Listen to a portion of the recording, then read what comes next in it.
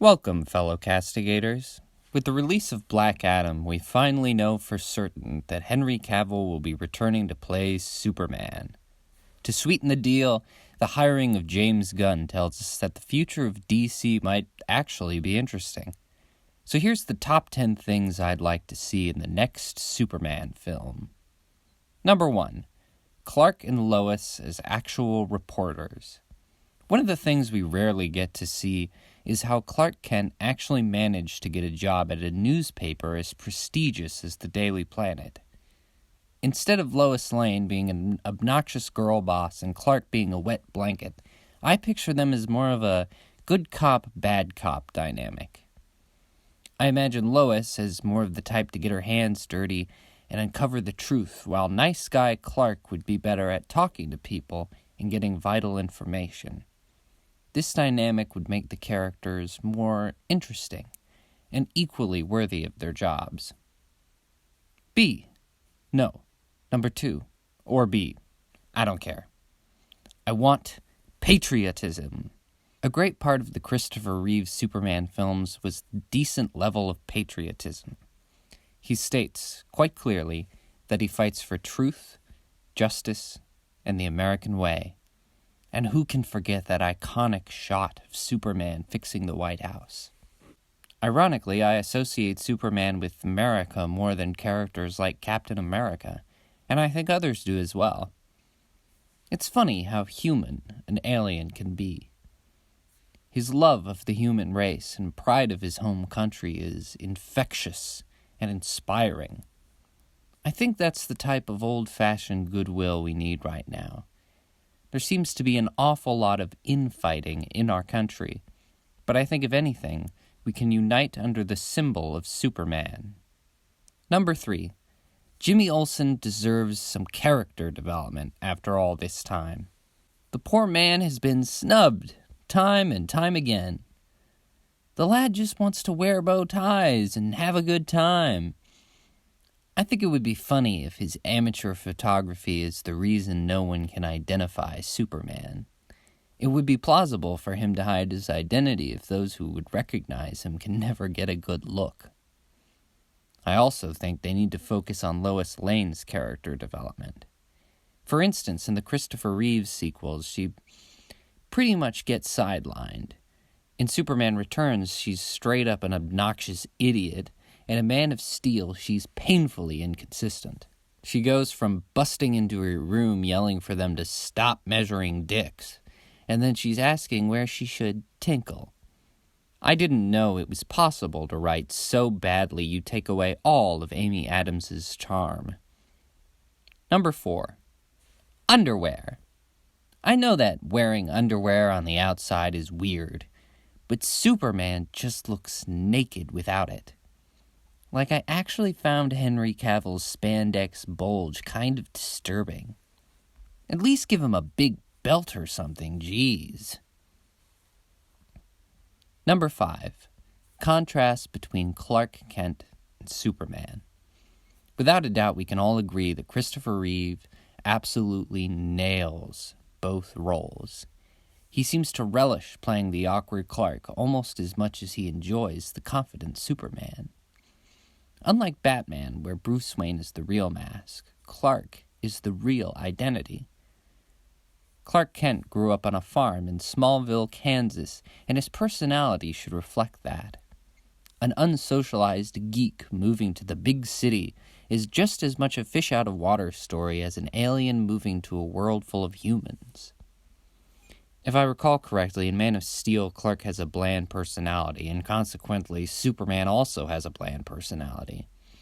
In Superman Returns, he doesn't get to say anything. He's got like 80 lines, but I digress. I think both actors did their best. Number 6. Brainiac. I'm tired of Superman having to fight beings with basically the same powers. General Zod, Bizarro, Evil Superman, Nuclear Man, Doomsday, the list goes on. Considering I don't think Mr. Mizpix can carry a film, that leaves us with Lex Luthor and Brainiac. Lex Luthor is really hard to write without making him a James Bond villain, so in my opinion, Brainiac is the most interesting Superman foe, and it's a shame he hasn't gotten the feature film debut that he deserves.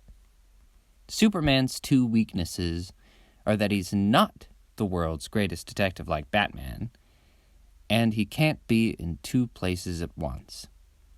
With Brainiac's intellect and breadth of alien technology, he definitely covers those bases.